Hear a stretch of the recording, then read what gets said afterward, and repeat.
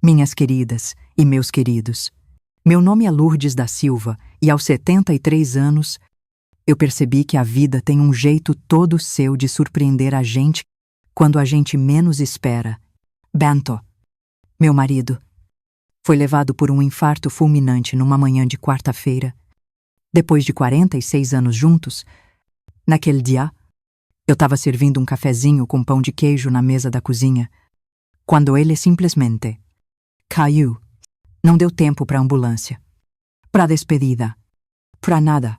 Os vizinhos vieram correndo.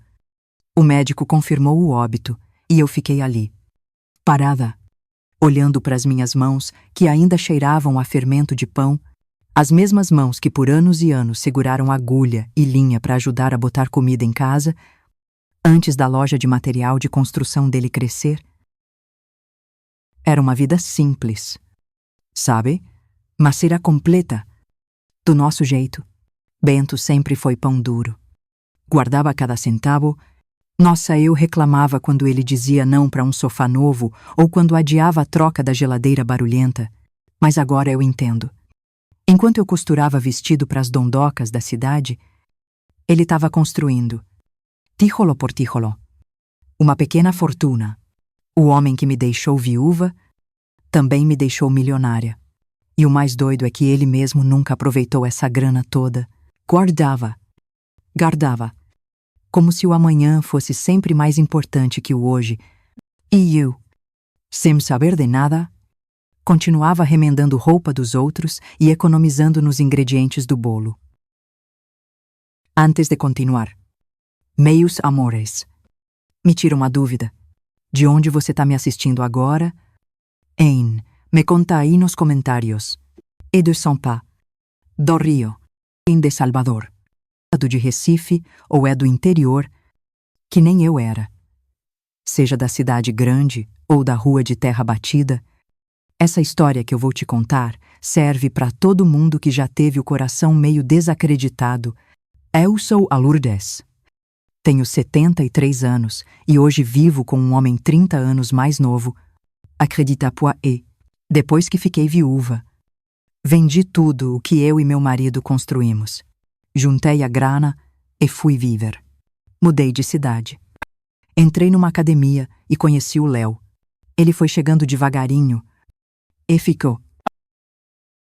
Os filhos apareceram pro enterro. Claro, a Flávia, com o marido engenheiro e os 2 meninos, já quase homens. O Marcos, com a esposa grávida do 3º filho e aquela cara de cansado que ele tem desde que decidiu ser médico. E a Camila, a caçula, que veio sozinha porque o casamento tinha acabado de novo. Fazia pouco tempo. Os Trecoraram receberam os pêsames. Organizaram a missa de 7º dia, mas quando chegou a hora de decidir o que fazer com a loja do pai, todos tinham uma desculpa na ponta da língua. O Marcos, com o consultório que não podia largar, a Flávia, com o cargo importante em São Paulo que exigia dedicação total, a Camila, com os problemas pessoais dela que sempre comiam toda a sua energia.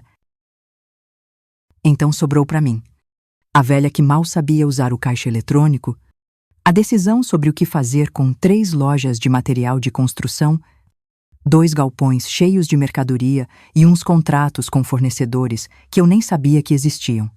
Foi o contador, seu Osvaldo, anjo, que me ajudou a entender o tamanho do que o Bento tinha construído. Eram milhões em imóveis. Em estoque, em aplicações que meu marido fazia escondido até de mim, quando me vi sozinha naquela casa enorme, com um monte de papel espalhado na mesa da sala e o silêncio pesando nas paredes. Tomei minha decisão. Ia ver tudo. Eu não tinha mais idade nem saco para aprender um trabalho novo. Meus filhos já tinham a vida deles. E eu precisava reconstruir a minha com os cacos que sobraram. A venda dos negócios demorou quase 1 ano. Foi um tempo de reunião que não acabava mais, de assinar papel que eu mal entendia e de noites chorando, agarrada no travesseiro que ainda tinha o cheiro do meu marido. O povo da cidade me olhava com uma mistura de pena e curiosidade. A viúva do seu Bento, ele dizia-me: agora tá rica, Mas adianta o quê? Não é verdade que dinheiro não compra felicidade, pois eu provei que compra sim. Pelo menos um pedacinho dela. Quando finalmente depositaram na minha conta aquela dinheirama toda, que parecia um absurdo para uma mulher que um dia precisou contar moeda para pagar a conta de luz. Eu senti uma liberdade que nunca tinha provado antes. Não era alegria. Não era euforia. Era mais como abrir uma janela depois de muito tempo respirando ar parado. O dinheiro não trazia o Bento de volta, mas me dava opções que eu nunca tive. Mesmo assim, a casa ficou grande demais. Os cômodos vazios ecoavam meus passos solitários, a mesa da cozinha, que antes era uma festa. Agora servia só para uma xícara de chá que sempre esfriava. Os domingos? Nossa! Os domingos eram os piores. Aquele dia que antes era de almoço em família, de risada dos netos correndo pelo quintal, do Bento, cochilando na poltrona com o jornal no colo. Agora era só um dia vazio, no meio de outros dias vazios. Foi aí que a ficha caiu. Eu precisava mudar não só a minha conta no banco, mas a minha vida inteira. Tomei a decisão numa terça-feira, enquanto regava as samambaias. Vou vender a casa também. Liguei para uma imobiliária e fui procurar um apartamento em São Paulo. Eu sempre sonhei em morar na capital, mas o Bento dizia que cidade grande não era lugar para gente simples como nós. Simples. Com aquela grana toda guardada, eu quase ri sozinha pensando na ironia. No mesmo dia, liguei para Flávia contando meus planos. Ela ficou em choque. Tentou me demover com aquele tom que os filhos usam quando acham que os pais estão ficando gagás. Mamãe, a senhora não conhece ninguém lá. Mamãe, e suas amigas aqui? Mamãe, e se a senhora ficar doente? Eu respondi tudo com uma calma, que nem eu sabia que tinha. Minha filha, quando seu pai se foi, eu entendi que a vida é agora. Não vou esperar a morte chegar enquanto fico olhando para essas paredes que só me trazem lembrança. Desliguei o telefone e, pela primeira vez em meses, dormi sem chorar. No dia seguinte, contratei uma corretora jovem, muito esperta, que vendeu minha casa em menos de um mês. Guardei algumas fotos. Minha máquina de costura antiga, roupas e uns poucos móveis. O resto ficou para trás. Junto com a Lourdes, que só sabia ser esposa de alguém, mãe de alguém. Tava na hora de descobrir quem era a Lourdes por si só, a mulher por trás dos papéis que sempre viveu, viúva. Sem, vencida. Jamais. O apartamento que escolhi em São Paulo ficava em Higienópolis, um bairro chique, cheio de prédio elegante e praça bem cuidada. Era uma cobertura de 3 quartos, com uma varanda que dava para ver um pedaço do céu entre os prédios. Que luxo! Eu pensava toda manhã ao acordar naquela cama king size que comprei, porque sempre quis ter espaço para me esparramar. O porteiro me chamava de Dona Lourdes e sorria com respeito quando eu passava. O elevador tinha espelho e musiquinha. O chão era de madeira clara. As paredes branquinhas. Tudo novo. Tudo lindo. Tudo meu. Meus filhos vieram me visitar quando me mudei. Ajudaram a arrumar as poucas coisas que trouxe de Minas. A Flávia trouxe plantas para a varanda. O Marcos instalou um sistema de alarme com câmeras que eu nunca aprendi a usar direito. E a Camila me deu de presente uma TV gigante, que mais parecia um cinema na sala. Se despediram com beijinhos e promessas de visitas, mas a distância e a vida corrida deles transformaram as promessas em ligações, que foram ficando cada vez mais raras. Eu entende. Chemago, já fui mãe de filho pequeno, sei como a vida consome a gente. Agora era a minha vez de viver sem obrigação.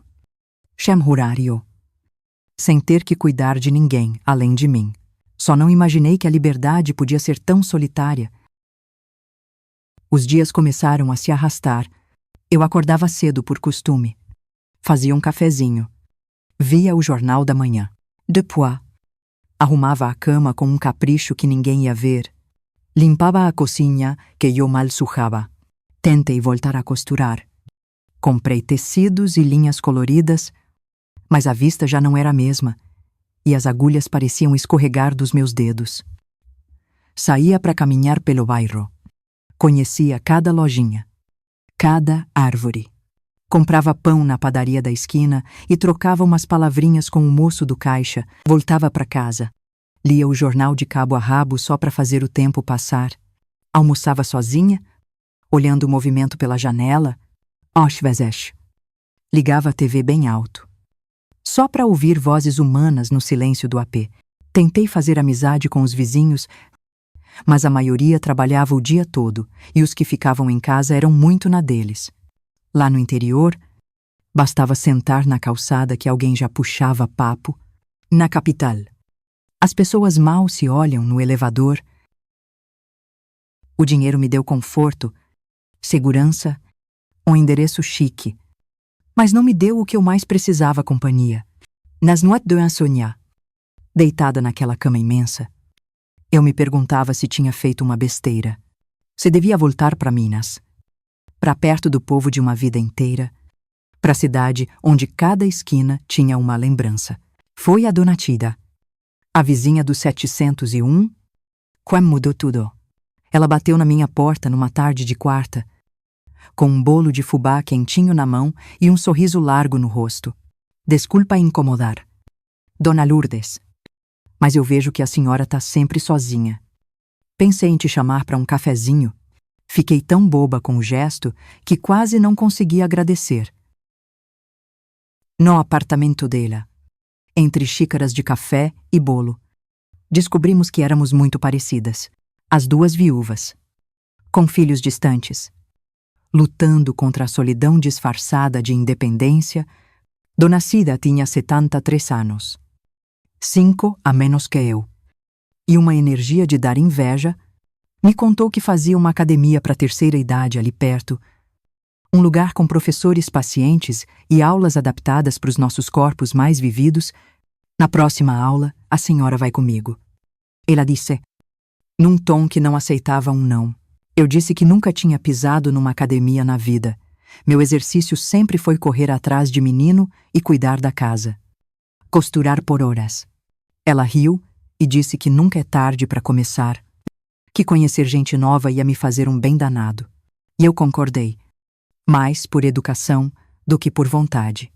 Mal sabia eu que aquele convite ia virar minha vida de cabeça para baixo.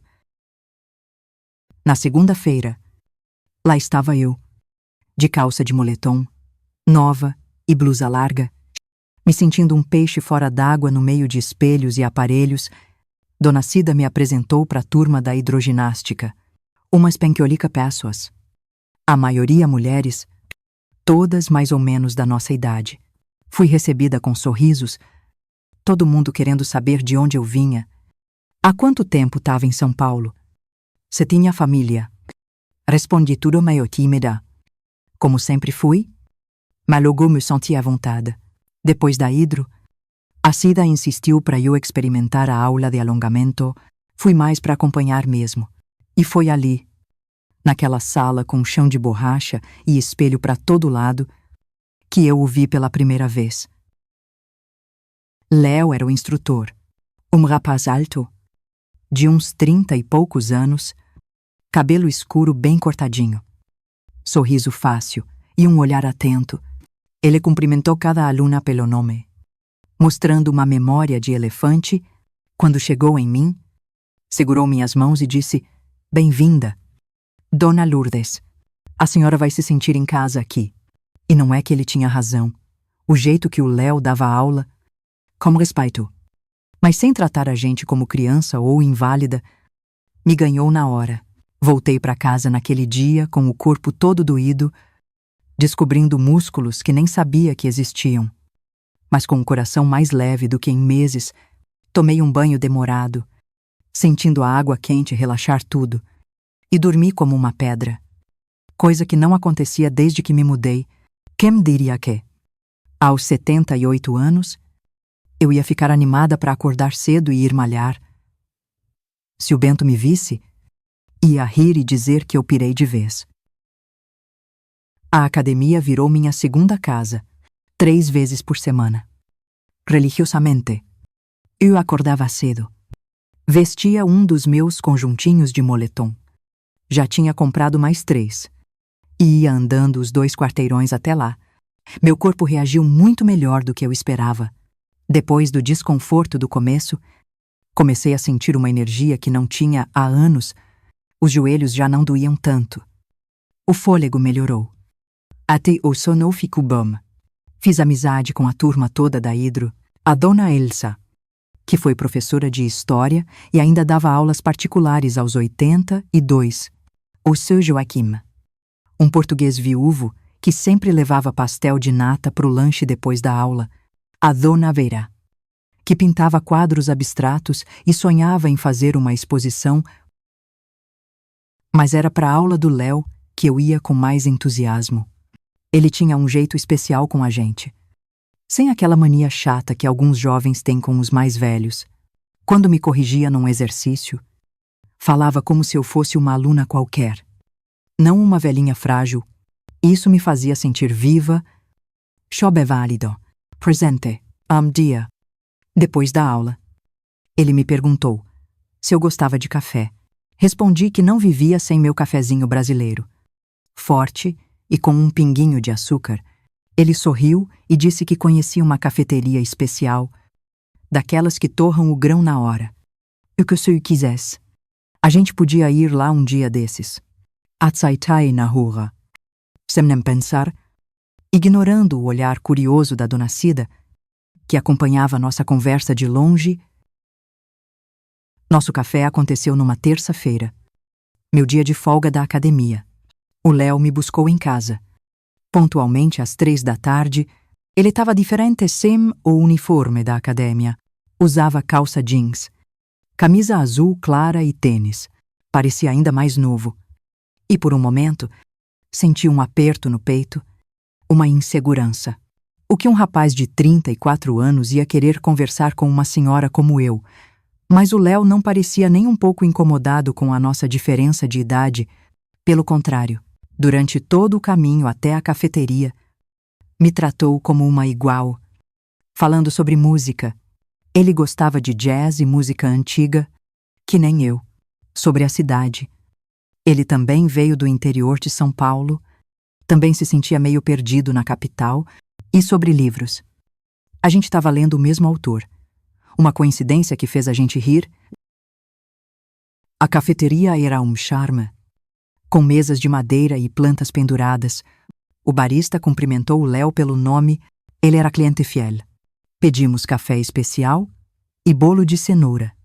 E entre um gole e uma história, descobri que ele era filho único, que a mãe morreu quando ele tinha 20, que o pai casou de novo e morava no sul, que ele estudou educação física por vocação, não por dinheiro, que morava sozinho num AP pequeno e que adorava cozinhar. Trocar. Contei da minha vida em Minas. Do Bento. Dos meus filhos distantes. Da solidão que eu sentia mesmo rodeada de gente. Ele me ouviu com uma atenção sem me interromper, sem dar conselho que eu não pedi, só acolhendo minhas palavras com aqueles olhos castanhos atentos. Quando vimos, já era noite, ficamos mais de 3 horas conversando como velhos amigos. O Léo insistiu em me acompanhar até em casa. Na portaria, antes de se despedir, ele segurou minhas mãos, como no primeiro dia, e disse: "Obrigado pela tarde. Dona Lourdes, a senhora é uma mulher fascinante." Subi pro apartamento com o coração na boca, parecendo uma adolescente, e me peguei sorrindo pro meu reflexo no espelho do elevador. Depois daquele café, algo mudou entre a gente. Nasceu lá. O Léo continuava profissional, mas sempre tinha um sorriso especial para mim. Uma atenção diferente. Começamos a tomar café juntos toda semana. Sempre às terças. Às vezes. A gente mudava de lugar. Uma confeitaria francesa. Um café no parque. Uma lanchonete antiga no centro. As conversas fluíam, cada vez mais profundas. Ele me confessou que sonhava em ter a própria academia um dia, focada em gente mais velha, com metodologia e respeito. Eu contei da minha paixão pela costura, de como sustentei a família com agulha e linha antes do Bento se dar bem. Uma tarde, o Léo me pediu para ver meus trabalhos, meio sem graça. Mostrei umas peças que trouxe de Minas, colchas de retalhos, toalhas bordadas, vestidos feitos à mão. Ele ficou de boca aberta. Disse que eu tinha talento de artista. Ao se despedir naquele dia, ele me deu um abraço. O primeiro foi um abraço respeitoso, mas quentinho. O cheiro dele, uma mistura de sabonete e loção, ficou comigo por horas. Naquela noite, deitada na minha cama grande e vazia, pela primeira vez em muitos anos, eu pensei, como seria ter alguém do meu lado de novo? Não qualquer um. Alguém como o Léo, gentle, inteligente, que me enxergava além das rugas e dos cabelos brancos. Imediatamente me repreendi. Que ideia de Jerico. Lourdes. Ele podia ser meu neto. Com certeza me via apenas como uma senhorinha simpática, talvez uma figura de mãe. Nada mais. Adormeci tentando me convencer que o que eu sentia era só gratidão pela amizade. 2 semanas depois, tudo mudou. Era uma sexta chuvosa, e eu fui para a academia. Mas o Léo não estava lá. A substituta disse que ele pegou uma gripe forte. Voltei para casa preocupada. Pensei em ligar, mas me segurei. Não queria ser invasiva. No sábado de manhã, a campainha tocou. Abri a porta e lá estava o Léo, pálido, com cara de doente ainda, mas com um buquê de margaridas amarelas na mão. Margaridas são suas flores preferidas? Não são. E ele perguntou, me entregando as flores. Fiquei tão surpresa que demorei para responder. Como ele sabia? Eu tinha falado isso uma vez. Tu passagem. Semanas atrás. Não me lembro de ter comentado. Respondi. Sentindo meu rosto queimar, ele sorriu. Aquele sorriso que iluminava tudo, e disse que tinha boa memória para detalhes importantes. Convidei para entrar. Preocupada. Ofereci um chá de limão com mel, que ele aceitou. Sentados na sala, com a chuva batendo na janela, conversamos por horas. Foi ali, entre goles de chá e histórias, que o Léo me contou que tinha pedido demissão da academia. Eu fiquei em choque. Ele explicou que não podia mais ser meu instrutor, porque os sentimentos dele por mim tinham ultrapassado a barreira profissional. Disse que sabia que parecia loucura, que a diferença de idade era grande, que eu provavelmente ia achar ele um tolo, mas que não conseguia mais esconder o que sentia. Ficou um silêncio por uns segundos. Então ele pediu desculpas. Disse que não devia ter vindo, que estava confuso por causa da febre, e se levantou para ir embora. Foi quando eu encontrei coragem para segurar a mão dele e pedir para ele ficar. Léo, eu disse, idade é só um número para quem tem a alma jovem. E pela primeira vez em muito tempo, senti que a minha estava renascendo, graças a você.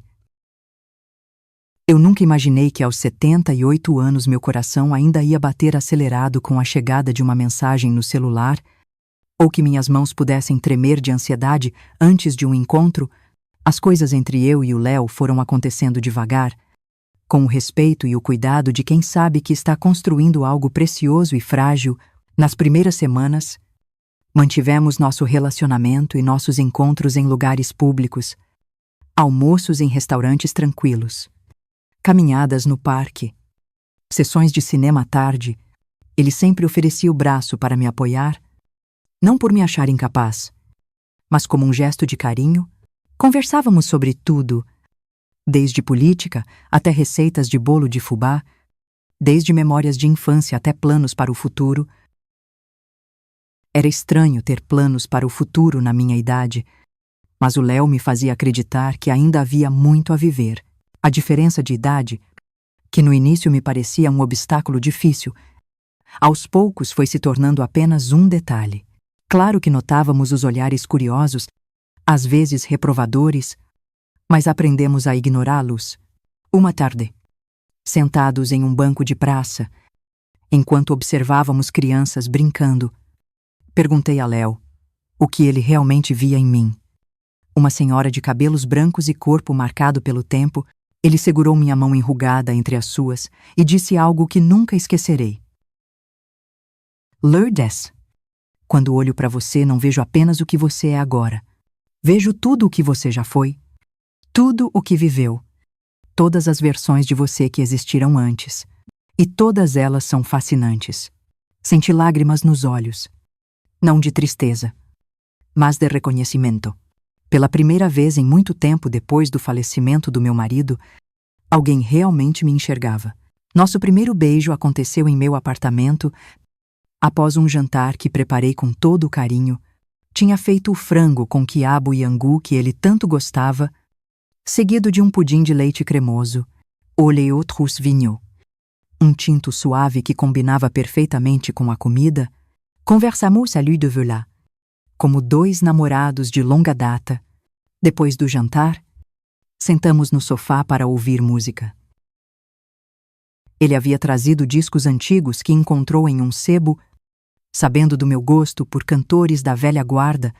Quando Nana Caymmi começou a cantar Resposta ao Tempo, Léo estendeu a mão convidando-me para dançar. Recitei, insegura com meus movimentos lentos, mas ele insistiu. Ali, no meio da sala, dançamos abraçados, meu rosto encostado em seu peito, sentindo sua respiração tranquila. Quando a música terminou, ele segurou meu rosto entre suas mãos e me beijou com uma delicadeza que me transportou no tempo. Foi um beijo bom, respeitoso, mas carregado de promessas. Senti o sangue correndo mais rápido em minhas veias. O coração descompassado, como se tivesse 17 anos novamente. Quando nos separamos, vi nos olhos dele o mesmo encantamento que sentia. Não dissemos nada por alguns segundos. Apenas sorrimos um para o outro, cúmplices de um segredo precioso. Naquela noite, Léo ficou até tarde. Conversamos sobre nós, sobre o que estávamos construindo, sobre os possíveis obstáculos. Concordamos em ir com calma, respeitando o tempo de cada um. Quando ele foi embora, me beijou na testa e prometeu ligar no dia seguinte. Adormeci com o perfume dele ainda presente, no apartamento. Pela primeira vez desde a morte do Bento, não me senti sozinha na cama grande. As semanas se transformaram em meses e nossa relação se fortaleceu. O Léo me apresentou a seus poucos amigos, todos na faixa dos 30 anos, que me receberam com curiosidade inicial, depois com genuíno carinho.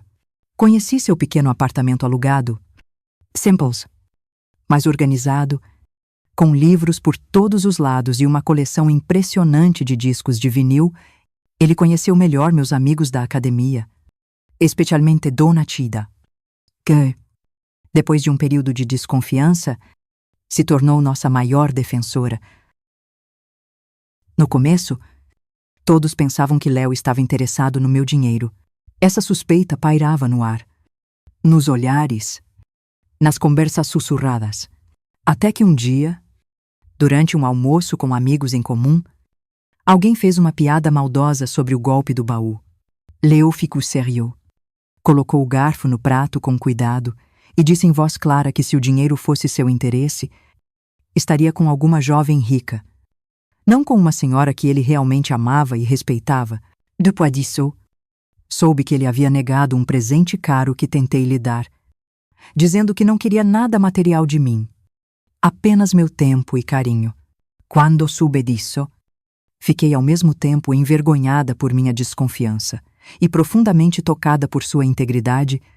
Naquela noite, conversamos sobre o assunto abertamente. Léo confessou que, quando descobriu sobre minha situação financeira, pensou em se afastar para não dar margem a comentários maldosos. Disse que passou uma semana inteira evitando me ligar, até perceber que estava sendo covarde, que estava deixando o julgamento alheio interferir no que sentíamos. Foi quando decidiu voltar e assumir o que havia entre nós, independente do que os outros pensassem. Foi justamente quando decidimos oficializar nosso relacionamento que os problemas realmente começaram. Achei que deveria contar pessoalmente aos meus filhos. Então convidei os três para um almoço em meu apartamento. O Léo insistiu em não estar presente. Disse que era uma conversa que eu precisava ter a sós com eles. Preparei a comida preferida de cada um: feijoada para o Marcos, lasanha para a Flávia e salada especial para a Camila, que estava sempre de dieta. Depois de um almoço tranquilo, onde falamos sobre trabalho, sobre os netos que cresciam rápido demais, sobre planos de viagens, criei coragem e contei sobre o Léo. A reação foi exatamente a que eu temia: um silêncio pesado, seguido de explosões. A Flávia foi a primeira a se manifestar, perguntando se eu tinha perdido o juízo.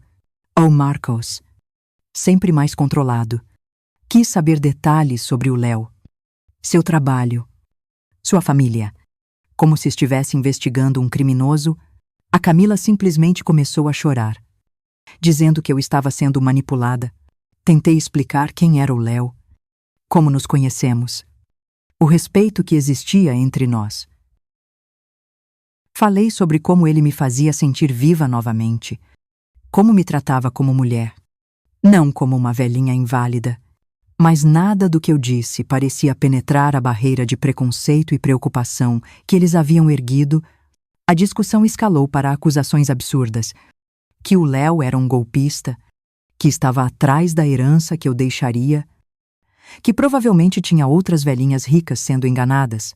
Quando o Marcos sugeriu contratar um detetive particular para investigar esse sujeito, me levantei da mesa, mais firme do que nunca havia estado diante dos meus filhos.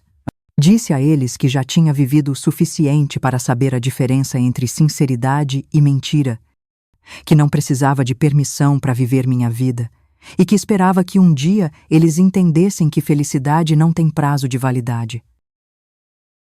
Terminei dizendo que o Léo viria morar comigo e que eles seriam sempre bem-vindos, mas apenas se respeitassem minha escolha. Saíram os três sem se despedir direito.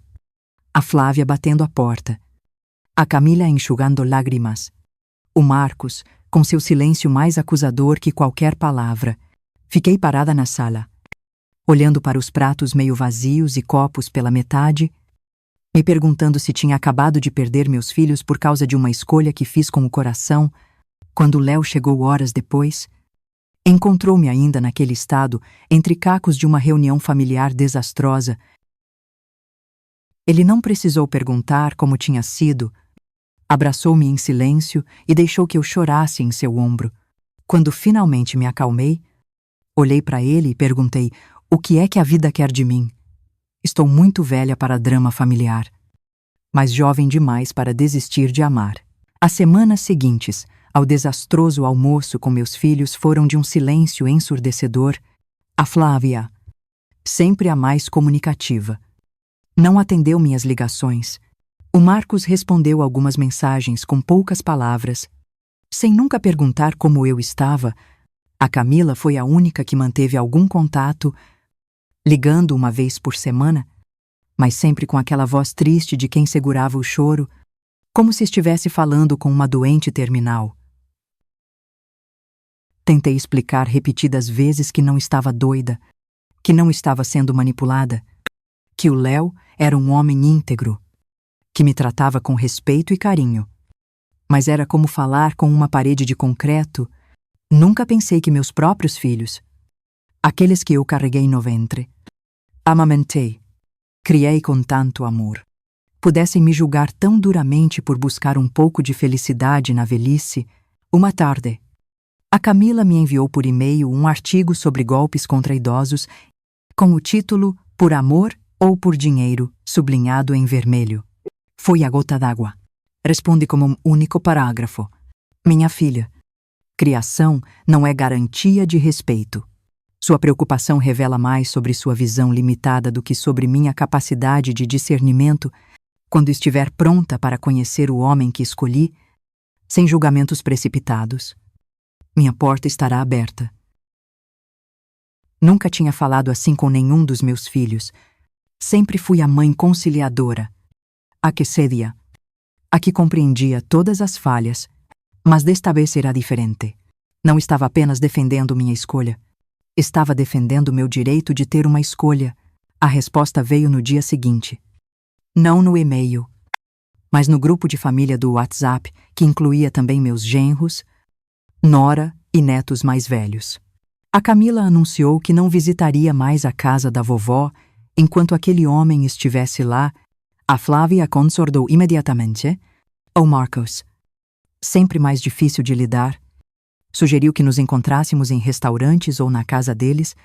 Os netos adolescentes, influenciados pelos pais, começaram a fazer piadas sobre a vovó garotona. Fiquei olhando para aquela tela de celular como se fosse uma sentença de prisão. Era isso. Minha família ou meu amor. Uma escolha que nunca pensei que receberia. O Léo percebeu minha tristeza. Embora eu tentasse disfarçar, humanoite, depois do jantar, enquanto lavávamos a louça juntos. E ele lavando. E secando. Numa rotina doméstica que tínhamos estabelecido desde que ele se mudara para meu apartamento, ele segurou minhas mãos molhadas entre as suas e me fez sentar na mesa da cozinha. Lourdes, se minha presença está causando tanta dor, talvez seja melhor eu me afastar por um tempo, disse ele com os olhos tristes. Fiquei em choque. Nunca tinha visto o Léo chorar, nem mesmo quando me contou sobre a morte da mãe. Respondi que não aceitaria ser chantageada emocionalmente por ninguém, nem mesmo pelos meus filhos. Expliquei que eles precisavam aprender que eu era uma mulher com desejos e escolhas, não apenas uma avó que existe para fazer bolinhos de chuva aos domingos. O Léo me abraçou forte e disse que admirava minha coragem, mas que estava preocupado com o distanciamento dos meus netos. Sabia o quanto eles eram importantes para mim. É verdade que sentia muita falta deles. O pequeno Guto, de apenas 6 anos, que adorava desenhar comigo. A Bia, com seus 13 anos e milhões de perguntas sobre como era a vida no século passado. A Yulia, a mais velha, que estava na faculdade e sempre me mandava fotos das festas e passeios. Não os via há quase 2 meses, o maior período que já ficamos separados. Nas noites mais silenciosas, pegava-me olhando fotos antigas do tempo em que a família se reunia sem tensões, sem julgamentos. O Léo notou e comprou um porta-retrato digital onde colocou todas as fotos dos meus netos que conseguiu recuperar do meu celular. O presente me emocionou profundamente, não apenas pelo gesto, mas pelo que significava. Ele entendia a importância daquela outra parte da minha vida e não queria que eu a perdesse. Mesmo que isso significasse dividir meu coração. Foi a Dona Elsa, minha amiga da hidroginástica, quem me apresentou a um mundo além do sangue aos 82 anos. Viúva há mais de 20. Ela havia construído o que chamava de família escolhida, um grupo de amigos de diferentes idades e origens que se reuniam regularmente para jantares, a viagem curta, até mesmo para passar feriados juntos. Quando contei sobre a situação com meus filhos, ela me convidou para um desses jantares. Fui com o Léo, apreensiva, sem saber o que esperar. O que encontramos foi um grupo acolhedor de cerca de 15 pessoas, entre 60 e 80 anos. Alguns com seus parceiros mais jovens, outros sozinhos. Todos com histórias de vida fascinantes. Havia a ex-bailarina que dava aulas de dança para crianças carentes, o professor universitário aposentado que agora escrevia livros infantis, o casal de senhoras que havia adotado 3 gatos idosos de um abrigo, o viúvo que fazia trabalho voluntário com pessoas em situação de rua. Durante o jantar, compartilharam não apenas a comida, mas também suas histórias de rupturas familiares, de recomeços tardios, de amores inesperados. Não havia julgamentos, apenas compreensão e aquele tipo de sabedoria que só os anos podem trazer. No final da noite, Elsa levantou sua taça de vinho e fez um brinde. A família que escolhemos, porque sangue nem sempre é garantia de amor, Mas escolha sempre a garantia de respeito. Voltei para casa com o coração mais leve e uma nova perspectiva no dia seguinte. Fiz algo que nunca imaginei fazer. Criei um grupo no WhatsApp chamado Família do Coração. Adicionei o Leo, a Elsa, a Cida e todos os novos amigos que havia feito. Era minha pequena revolução silenciosa. Minha forma de dizer ao mundo que havia mais de uma maneira de se ter uma família. Os meses foram passando e as feridas, embora não cicatrizadas completamente, começaram a doer menos. O Léo e eu estabelecemos uma rotina tranquila e feliz. Ele montou uma pequena academia no quarto de hóspedes, com equipamentos adaptados para idosos, e começou a dar aulas particulares para pessoas com mobilidade reduzida. Um sonho que sempre teve. Eu voltei a costurar, não mais por necessidade, mas por prazer. Comecei fazendo pequenos reparos. Depois passei a criar bolsas de tecido, aventais bordados, toalhas personalizadas, vendia algumas peças para conhecidos, doava outras para bazares beneficentes. Um dia, recebemos uma ligação inesperada. Era a Júlia, minha neta mais velha. Ela estava na cidade para uma convenção universitária e queria nos visitar, diz claramente. Nos visitar, incluindo o Léo. Preparei o quarto de hóspedes com o melhor jogo de lençóis. Fiz todos os pratos preferidos dela. Arrumei as fotografias de família pela sala. O Léo sugeriu sair para nos dar privacidade, mas insisti que ficasse. Era importante que a Júlia o conhecesse de verdade, não a caricatura que haviam pintado para ela. Quando ela chegou, houve um momento inicial de desconforto. Abraçou-me com carinho, mas olhou para o Léo com desconfiança mal disfarçada. Durante o jantar, no entanto, as coisas começaram a mudar. O Léo falou sobre seus projetos para a academia inclusiva, perguntou sobre o curso da Júlia com interesse genuíno. Contou histórias engraçadas da própria faculdade. Aos poucos, vi o gelo derreter nos olhos da minha neta. Depois da sobremesa, ela pediu para ver álbuns de fotos antigas. Enquanto mostrávamos as imagens e contávamos histórias, a Júlia revelou algo que me apertou o coração. Vô, a mamãe não quer que eu diga, mas o Guto pergunta por você todos os dias. Ele guarda os desenhos que vocês faziam juntos numa pasta especial antes de partir. A Júlia me abraçou forte e sussurrou no meu ouvido. Ele parece ser um homem bom.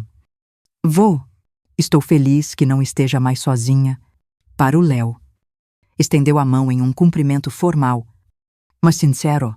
Era um começo. Um pequeno raio de sol depois de uma longa tempestade, naquela noite. Deitada ao lado de Léo, compreendi uma verdade que levei toda uma vida para descobrir. Família não é apenas quem compartilha nosso sangue, mas quem escolhe compartilhar nossa jornada com todas as suas curvas, subidas e descidas. E eu tinha sorte de ter ambos os tipos na minha vida, mesmo que alguns ainda estivessem aprendendo a aceitar minhas escolhas.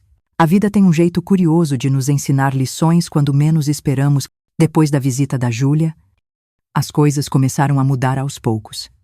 Como água que penetra lentamente em terra seca, não foi de um dia para outro.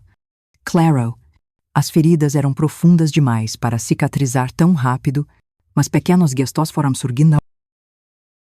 Uma mensagem de aniversário menos formal do Marcos, um convite da Camila para um café, sem o Léo, mas já era um começo. Fotos dos netos enviadas pela Flávia, com legendas que não pareciam mais acusações veladas.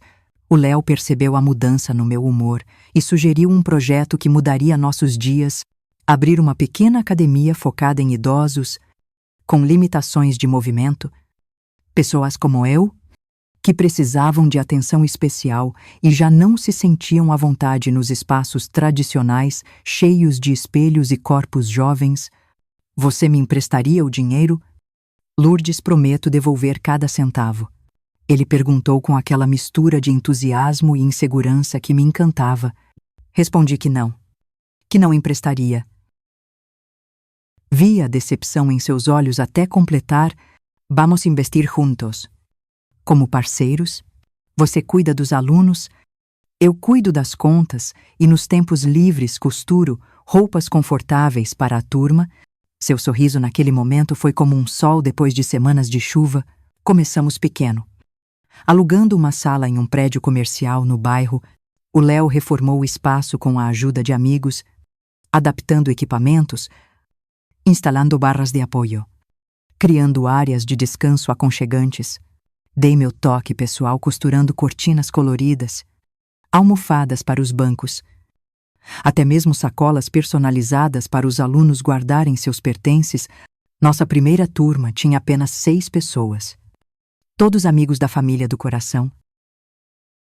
Logo, o boca a boca fez seu trabalho e a lista de espera cresceu. Havia algo especial em ver o Léo trabalhando, a paciência com que explicava cada movimento, o respeito pelos limites de cada corpo, a alegria genuína quando alguém conseguia fazer algo que parecia impossível nas horas vagas. Voltei a costurar com mais frequência.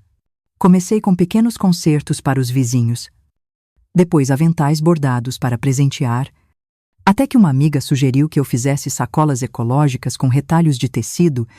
Era uma volta às origens que me dava um prazer inexplicável sentir a textura dos tecidos entre os dedos, ouvir o som ritmado da máquina. Criar algo novo a partir de fragmentos que seriam descartados. O Léo comprou para mim uma máquina de costura moderna, com recursos que eu nem sabia que existiam. Mas eu ainda preferia minha Singer antiga, companheira de tantas batalhas, na noite tranquila. Sentava-me na varanda com meu tear de mão, fazendo pequenos tapetes coloridos, enquanto o Léo lia em voz alta trechos de livros que estávamos descobrindo juntos. Era uma paz que nunca imaginei encontrar depois dos 70, nos dias mais quietos, quando a rotina se estabelecia sem surpresas. Me pegava pensando no Bento, meu falecido marido, não com aquela dor aguda dos primeiros anos de viuvez, mas com uma nostalgia afetuosa, quase como se pudesse sentir sua aprovação silenciosa. Ele sempre foi um homem prático, economizador ao extremo, em que trabalhava de sol a sol para construir segurança para nossa família. Quando nos conhecemos, eu era apenas uma jovem costureira que mal conseguia pagar o aluguel de um quartinho nos fundos de uma casa. Ele viu em mim algo que nem eu mesma enxergava: força, determinação, capacidade de sonhar mesmo nas situações mais difíceis. Juntos, construímos uma vida que, embora nunca luxuosa, era digna e segura. Tínhamos nossos desentendimentos. Claro, ele achava que eu gastava demais com presentes para as crianças. Eu reclamava que ele nunca tirava férias, que trabalhava até os domingos na construção dos negócios, mas havia respeito, havia parceria. Quando ele partiu, repentinamente, levou consigo não apenas seu amor, mas também todos os conhecimentos sobre os negócios que havia construído. Lembro-me do pânico que senti olhando para papéis, contratos, planilhas de fluxo de caixa que nada significavam para mim. Os filhos estavam ocupados com suas próprias vidas, nenhum interessado verdadeiramente no negócio do pai. Foi quando descobri outra verdade sobre mim mesma. Eu podia ser forte sozinha também. Contratei um contador de confiança, um advogado recomendado por amigos, e com a ajuda deles, comecei a entender o que Bento havia construído. Vendi os imóveis comerciais, negociei estoques, liquidei equipamentos. Quando tudo terminou, me vi com um valor que jamais imaginei possuir. O dinheiro não trazia Bento de volta, não preenchia o silêncio da casa vazia, mas oferecia possibilidades. Foi esse dinheiro que me permitiu mudar para São Paulo, comprar o apartamento espaçoso, frequentar a academia onde conheci o Léo. Às vezes me perguntava se Bento aprovaria minhas escolhas, especialmente o Léo. Em nosso tempo, uma relação assim seria impensável, mas então me lembrava de algo que ele sempre dizia quando enfrentávamos dificuldades: a vida é dos corajosos. Lourdes. Quem tem medo não sai do lugar. E sorria, pensando que talvez ele estivesse orgulhoso da minha coragem tardia. Numa tarde especialmente nostálgica, peguei o único objeto de valor que guardei da época em que éramos jovens, um relógio de bolso que pertenceu ao pai do Bento e que ele carregava como talismã. Mostrei ao Léo contando histórias do início do nosso casamento, das dificuldades, das alegrias simples. Ele ouviu com atenção, fez perguntas, riu das anedotas. No final, segurou minhas mãos entre as suas e disse com aquela sinceridade que era sua marca: "Obrigado por me contar sobre ele. Lourdes, sinto que de alguma forma ele nos abençoa." O pequeno negócio que começamos, a academia para idosos, cresceu mais do que esperávamos. O Léo teve a ideia de oferecer aulas em domicílio para pessoas com dificuldade de locomoção e logo contratamos 2 jovens fisioterapeutas para ajudar. Batizamos o espaço de Nova Primavera porque acreditávamos que mesmo no outono da vida podíamos florescer novamente. A parte mais gratificante era ver a transformação nos alunos, não apenas física, com melhor mobilidade e menos dores, mas principalmente emocional. Muitos chegavam cabisbaixos, convencidos de que seus corpos só serviriam dali para frente para acumular doenças e limitações, saíam eretos, sorridentes, donos de si novamente. A dona Jurema, de 82 anos, que mal conseguia levantar-se sozinha da cadeira quando começou, agora caminhava sem bengala e já falava em visitar a filha que morava em outro estado. Seu Antônio, 78 anos, viúvo recente quando o conhecemos, encontrou não apenas fortalecimento muscular, mas também novos amigos e até um romance com a dona Quitéria, professora aposentada de piano. As histórias se multiplicavam e com elas nossa certeza de que estávamos no caminho certo. Nos fins de semana, organizávamos pequenos eventos, tardes de música ao vivo. Muitos dos alunos tocavam instrumentos, oficinas de artesanato, onde ensinava técnicas simples de costura, piqueniques no parque próximo quando o tempo permitia. A família do coração crescia, ganhava novos rostos, novas histórias. Dia, recebemos uma visita inesperada no espaço. A Camila, minha filha mais nova, apareceu sem avisar. Fiquei paralisada por alguns segundos, sem saber como reagir. Ela parecia igualmente nervosa. Torcendo a alça da bolsa entre os dedos, foi o Léo quem quebrou o gelo, oferecendo um café, convidando-a para conhecer o espaço. A Camila aceitou, ainda reservada, mas curiosa. Mostrei-lhe os equipamentos adaptados. Apresentei alguns alunos que estavam por ali. Falei com orgulho do trabalho que estávamos desenvolvendo.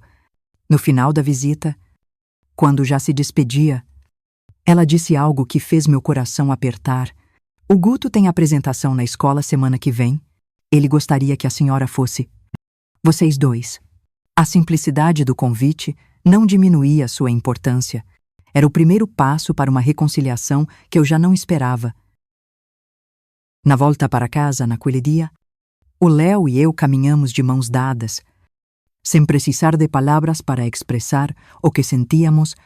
Havia no ar aquela sensação rara de que estávamos exatamente onde deveríamos estar, fazendo exatamente o que deveríamos fazer. A apresentação do Guto foi numa quinta-feira à tarde, um recital de flauta doce, onde cada criança tocava uma pequena peça. Arrumei-me com cuidado especial. Coloquei o colar de pérolas que só usava em ocasiões importantes. Passei meu perfume favorito de lavanda. O Léo vestiu sua única camisa social. Comprou um buquê de flores coloridas para entregarmos ao menino. Chegamos cedo e ficamos sentados no auditório da escola, ansiosos como adolescentes no primeiro encontro. Quando Guto subiu ao palco em sua vez, pequeno e solene em seu uniforme impecável, senti lágrimas nos olhos. Ele nos viu na plateia e sorriu. Um sorriso largo que mostrava a janelinha dos dentes da frente que haviam caído.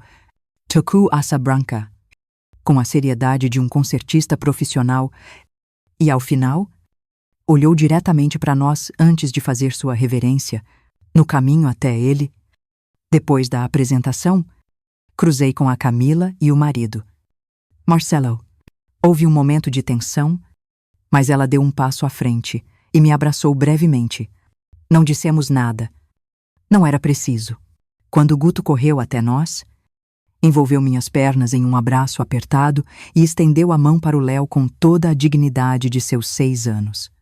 Muito obrigado por virem no meu show. O Léo se agarrou, ficando na altura dele, e respondeu com a mesma seriedade. Não perderíamos por nada neste mundo. Campeão, no caminho de volta para casa, o Léo dirigia em silêncio. Respeitando minha emoção, só quando estacionamos em frente ao prédio, ele se virou para mim e disse algo que jamais esquecerei. Sabe o que mais admiro em você? Lourdes, sua capacidade de nunca desistir das pessoas que ama.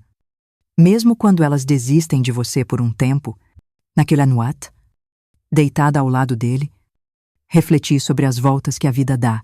O menino órfão de mãe, que se tornou professor dedicado, a costureira que virou empresária tardia, os filhos que, apesar dos tropeços, estavam encontrando seu caminho de volta. O amor que surge quando menos se espera, provando que o coração não envelhece, apenas acumula histórias.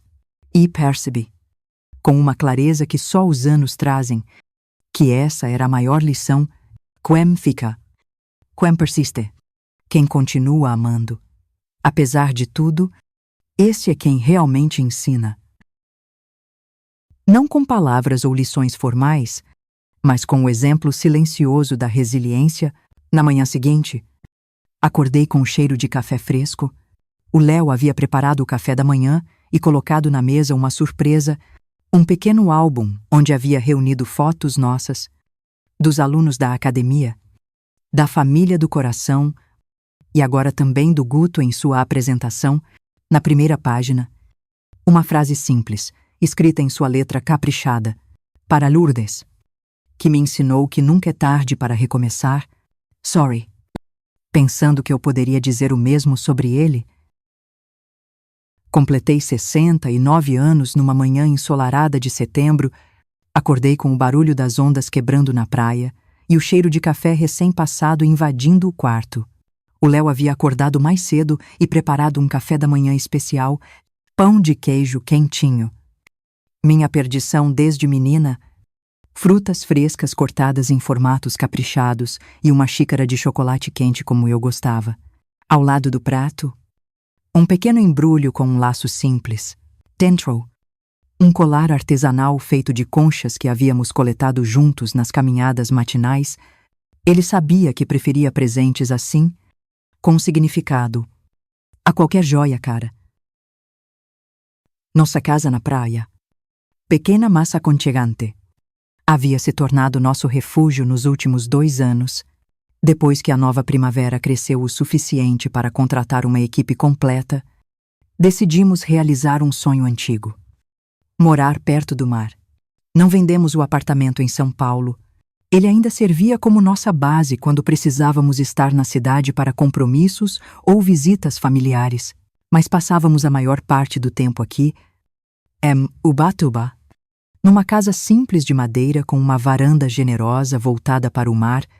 As manhãs eram dedicadas às caminhadas na areia, os dias divididos entre pequenos prazeres, o Léo com seus livros e projetos de orientação online para academias inclusivas, e eu com minhas costuras, agora transformadas em uma pequena linha de roupas leves e confortáveis para pessoas idosas, com fechos magnéticos no lugar de botões difíceis e tecidos que não machucavam peles sensíveis. Os netos vinham nos visitar nas férias escolares, enchendo a casa de risos e perguntas. A Camila e o marido haviam se tornado visitantes frequentes, trazendo o Guto que, aos 8 anos, era apaixonado por conchas e histórias de piratas que o Léo inventava especialmente para ele. O Marcos e sua família ainda mantinham certa distância, mas já não havia hostilidade. Apenas um desconforto que se diluía um pouco mais a cada encontro. A Flávia, sempre a mais difícil, havia finalmente aceitado que minha escolha não era um delírio de loucura, mas uma decisão consciente de uma mulher que se recusava a passar seus últimos anos apenas esperando, naquele dia de aniversário, após o café da manhã, Oh Léo me surprendeu com outra surpresa. Um piquenique na praia com todos que amávamos. Chegaram em grupos pequenos ao longo do dia. Primeiro, a Elsa e a Cida, minhas amigas inseparáveis da família do coração.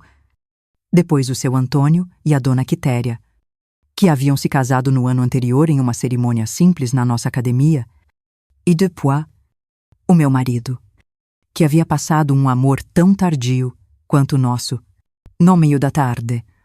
O maior presente, a Camila e o Marcelo com o Guto, a Júlia, agora formada e trabalhando em um laboratório de pesquisa, out, para minha surpresa, o Marcos e sua esposa Patrícia, com os gêmeos Léo e Guga. Apenas a Flávia não pôde vir, mas mandou um vídeo carinhoso. Sentados em cadeiras de praia e esteiras coloridas, estão aqui, em casa, com comida, histórias e risos. Observei aquele grupo improvável reunido em minha homenagem e pensei, não pela primeira vez, como a vida pode ser surpreendente quando lhe damos uma chance. A verdade é que descobri, aos 69 anos, que envelhecer não é um destino trágico a ser temido, mas uma conquista a ser celebrada. Cada ruga no meu rosto conta uma história. As linhas profundas ao redor dos olhos, de tanto rir, as linhas pequenas, a marca vertical entre as sobrancelhas de me concentrar sobre a máquina de costura por décadas, as linhas suaves ao redor dos lábios de beijar quem amei, meu corpo, que tantas vezes julguei com dureza, por não ser mais firme, por não ser mais ágil, e, na verdade, meu maior patrimônio. Foi ele que carregou 3 filhos, que trabalhou incansavelmente para sustentar, luz, que abraçou quem precisava de conforto, que me deu muitas alegrias e se dobrou nas tristezas, mas nunca quebrou. O Léo me ensinou a olhar para esse corpo com novos olhos, a valorizá-lo não pelo que já foi, mas pelo que ainda é, um milagre de resistência e adaptação. Nas noites mais quentes, quando dormíamos, ele passava os dedos pelas minhas cicatrizes, a da cesárea, a da vesícula, a pequena marca onde um dia houve uma guerra, e dizia que cada uma delas era um troféu, a prova de uma batalha vencida. Reaprender a amar meu corpo na velhice foi uma das maiores revoluções da minha vida. A outra foi entender que o tempo passa de forma diferente quando se chega a esta idade. Não é que ele acelere ou desacelere, é que a gente passa a medi-lo de forma diferente. As semanas não são mais definidas por dias de trabalho e fins de semana, os meses não são mais marcados por salários ou contas a pagar, o tempo se divide em momentos, os de alegria plena, que queremos guardar para sempre na memória, os de dor necessária, que nos lembram que estamos vivos, os de contemplação silenciosa, quando o mundo parece fazer sentido por alguns segundos perfeitos. Numa dessas tardes de contemplação, sentada na varanda com uma xícara de chá, enquanto observava o mar mudando de cor, com o pôr do sol, o Léo se juntou a mim no silêncio. Depois de alguns minutos, ele segurou minha mão e perguntou se eu tinha algum arrependimento. Pensei longamente antes de responder. Lamentava não ter estudado mais quando jovem um pouco. Gostaria de ter viajado mais quando tinha saúde plena, talvez. Me arrependia de ter sido tão dura comigo mesma por tantas décadas. Certamente, o único arrependimento verdadeiro que conseguia sentir era não ter entendido antes que felicidade não é um estado permanente a ser alcançado, mas uma coleção de momentos a serem vividos conscientemente. Disse isso ao Léo. E ele sorriu daquele jeito que fazia meu coração disparar mesmo depois de tantos anos juntos. Acho que é por isso que continuamos juntos. Lourdes, porque entendemos que o amor também não é um estado permanente, mas algo que reconstruímos todos os dias em cada pequeno gesto. Nossa rotina na casa de praia era simples, mas plena. Acordávamos cedo. Com o primeiro raio de sol, o Léo preparava o café enquanto eu regava as plantas da varanda. Bromelias, samambaias e um jasmim perfumado que florescia à noite, enchendo o ar com seu perfume doce. Caminhávamos na praia por meia hora, sempre de mãos dadas, conversando sobre os sonhos da noite anterior ou fazendo planos para o dia. Voltávamos, tomávamos banho, e cada um se dedicava às suas atividades. Eu costurava ou lia. Alternando entre romances leves e biografias inspiradoras, o Léo mantinha contato com a academia à distância, dando orientações por videochamadas, ou trabalhava em seu blog sobre envelhecimento ativo, que havia se tornado uma referência pequena, mas respeitada. Almoçávamos sempre juntos, muitas vezes com a companhia de vizinhos ou amigos que havíamos feito na cidade. À tarde, descansávamos um pouco. O privilégio da idade é poder tirar uma soneca sem culpa, e depois retomávamos nossas atividades ou saíamos para pequenos passeios, uma visita ao mercado de peixes, um café na praça central, uma caminhada no calçadão. Uma vez por mês, íamos a São Paulo para acompanhar de perto a academia. Visitar a família e fazer exames médicos de rotina não era uma vida extraordinária aos olhos de quem busca grandes aventuras, mas para nós era perfeita em sua simplicidade. Ve outra. Um dos meus filhos ou amigos perguntava se não ficávamos entediados, longe da agitação urbana. Eu sempre respondia que o tédio é um luxo que nunca conheci. Sempre houve muito trabalho, muita preocupação, muita luta. Poder acordar sem pressa, observar um beija-flor nas flores da varanda, ler o mesmo livro 2 vezes. Se ele me agradou. São privilégios que só entendemos quando já vivemos o suficiente para saber o que realmente importa. Numa dessas visitas a São Paulo, fui surpreendida por uma reunião familiar completa, algo que não acontecia há anos. Estava lá o Marcos com a esposa e filhos, a Camila com sua família e até mesmo a Flávia, que finalmente havia se rendido à evidência de que meu relacionamento com o Léo não era uma fase passageira, nem um golpe elaborado. Eles haviam preparado um jantar para celebrar meu aniversário de casamento civil com o Léo. Completávamos 5 anos oficialmente, embora estivéssemos juntos há quase 7. Durante o jantar, a Camila ergueu sua taça e fez um brinde que jamais esquecerei. A minha mãe, que nos ensinou que coragem não tem idade. E ao Léo, que nos mostrou que amor não tem preconceito. Seja bem-vindo oficialmente à família. Naquela noite, deitada na cama do antigo apartamento, contei ao Léo sobre uma conversa que tive com minha neta Júlia anos atrás, quando ela me perguntou se não tinha medo do futuro, de ficar doente. De partir, respondi que sim, que às vezes o medo vinha, principalmente nas madrugadas, mas que havia aprendido a transformar esse medo em gratidão por cada dia a mais, cada respiro a mais, cada chance a mais de dizer eu te amo para quem importava. É curioso como a vida nos surpreende quando menos esperamos. Há 10 anos, quando Bento partiu, pensei que minha história havia chegado ao fim. Estava preparada para viver uma viuvez tranquila, cuidando dos netos nos fins de semana, frequentando a igreja, fazendo pequenas viagens com amigas na mesma situação. Acreditava, como quase todos da minha geração, que romance, paixão e redescobertas eram privilégios da juventude. Nunca poderia imaginar que aos quase 70 anos conheceria um amor que me faria tremer as mãos e perder o sono, que reinventaria minha relação com meu próprio corpo, que me ensinaria que desejo e intimidade não têm prazo de validade. Também não poderia prever que esse amor testaria laços familiares que eu acreditava inquebráveis, que me forçaria a escolher entre a aprovação dos filhos e minha própria felicidade. A jornada não foi fácil.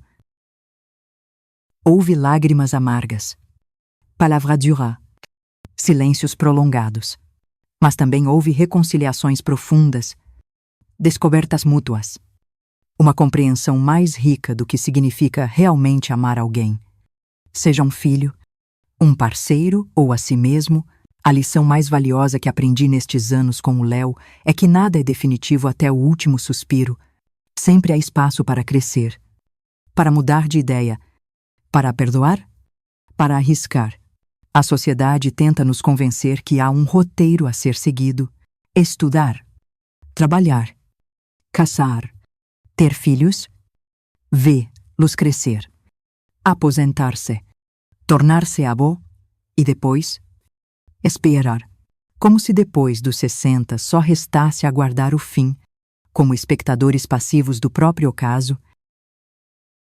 Que desperdício de sabedoria, de experiência, de capacidade de amar agora. Olho para o mar da varanda da nossa casa e sinto uma alegria tranquila daquelas que se acomoda no peito como um gato satisfeito. Sei que não sou imortal. As dores nas juntas em dias de chuva, a receita dos óculos que muda a cada 6 meses, o check-up médico que traz sempre alguma novidade a ser monitorada, tudo isso me lembra da minha condição humana. Mas entre o nascimento e a morte inevitável, há essa coisa extraordinária chamada vida, que não para de oferecer surpresas para quem se mantém de coração aberto. Na semana passada, recebi uma carta da pequena academia que ajudamos a fundar. Agora ela tem 3 unidades, todas operando com a filosofia que criamos juntos: respeito pelo corpo idoso, incentivo à autonomia, celebração da vida em qualquer idade.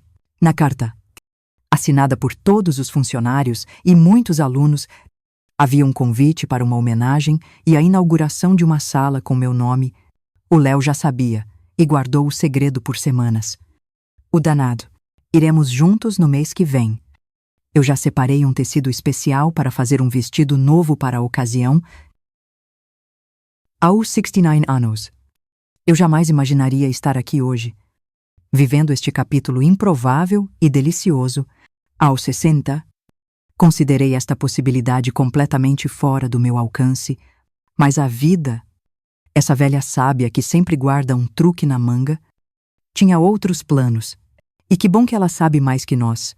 Dizem que depois dos 70, a gente devia só esperar. Esperar visita, esperar consulta, esperar a sorte acabar. Mas eu preferi viver. Faz 5 anos que vivemos aqui. Desde que largamos tudo e viemos para essa casinha branca com janelas azuis, não temos luxo, mas temos tempo. Tempo para rir. Tem tempo para brigar por besteira e fazer as pazes antes do almoço. Tempo para viver o que ninguém acreditou que eu viveria. Minhas filhas já não brigam mais comigo. Não porque me entenderam, mas porque se cansaram. De vez em quando mandam mensagens. Vêm nos aniversários. A vida reencontra jeitos de se ajeitar, mesmo quando não volta a ser como era. Eu nunca pedi permissão para ser feliz e nem vou pedir desculpas agora. Eu sei o que muita gente pensa. Sei o que sussurram. Que ele está comigo pelo dinheiro. Que um homem bonito de 30 e poucos não estaria com uma velha como eu se não fosse por interesse. Avez tu pensou isso? Em silêncio. Em segredo. Me pego olhando para ele e me perguntando: será? Mas aí ele me chama de meu amor com aquela voz sonolenta. Coloca a mão na minha perna por costume e pergunta se quero tapioca ou pão de queijo para o café. E eu lembro que o amor às vezes não precisa fazer sentido, precisa fazer bem. Mas agora me diga você, que me escutou até aqui. Você acha que ele está comigo por amor ou por dinheiro? E no meu lugar, o que você faria? Não esqueça de dar sua opinião aqui nos comentários. Meus amores. E até a próxima, e fica com Deus.